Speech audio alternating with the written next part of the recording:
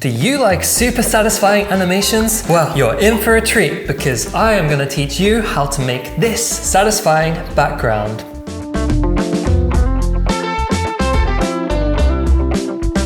The best thing about this is that it's really quick and really easy to make. But stick until the end because I have some extra tips that'll make it look even better. Let's get into the video. Alrighty, so let's start off by making a comp, and we're gonna do the old traditional 1920 by 1080. Now let's create a solid by pressing Ctrl Y. This is gonna be our background layer, so I'm gonna name it BG. Change the color to a deep gray. Press OK, and then create another solid, Ctrl Y. This will be our bleed layer, so I'm gonna call it bleed.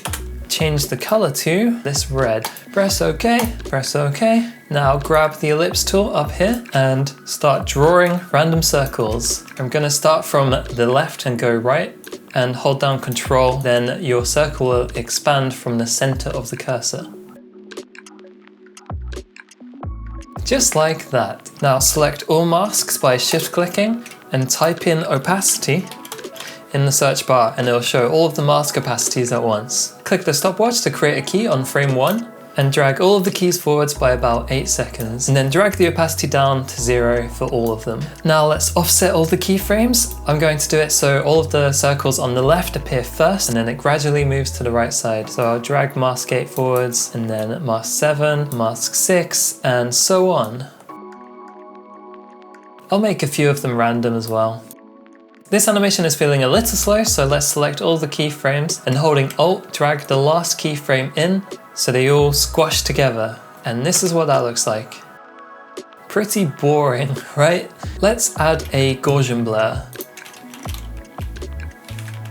Increase the blurriness to around 250. And you can see the effect is starting to happen, but it's not quite there yet. Next step is to add roughen edges. Change the fractal influence to 0, and this is what that looks like. You can achieve different looks by messing around with the roughen edges properties. For instance, you can increase the fractal influence and it gives it this grungy look. Let's play that. If you scale them up, it looks more blobby. And you can even change the evolution of the fractal noise underneath. If I alt-click on the stopwatch and type in time and then put the asterisk and 100, it will now give a constant animation for the fractal evolution. But I actually quite like it how it was before, so I'll alt-click to get rid of that expression and I'll change the fractal influence back to 0 and change the scale back to 100 and now it's back to normal. Oh no, the video is not over yet. What if I wanted to transition from this dog sitting in the back of a car contemplating life to this picture of a Shiba on a pink background and two hands doing...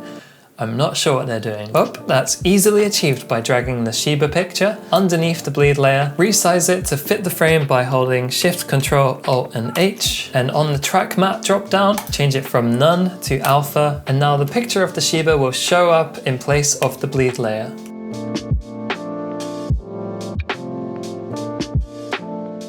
Beautiful. Bonus tip number 2. If you want to make this look a little bit nicer, you can add a 4-color gradient. Change the colors to anything that suits you. Increase the blend so they merge together a little bit better. If you want to add some jitter, change the jitter to 100% and choose a blending mode that looks right. Lighten looks great on this one. I'll drop in our logo, duplicate the bleed layer, drag it on top of the logo and change the track matte to alpha matte, and to finish it off, add a looping texture. Thank you so much for watching. If you want to see more videos like this, I'm bringing them out every Monday and Friday. Please subscribe to this channel, hit that like button, and leave a comment down below suggesting what you would like to see in the future. And as always, I will see you in the next video.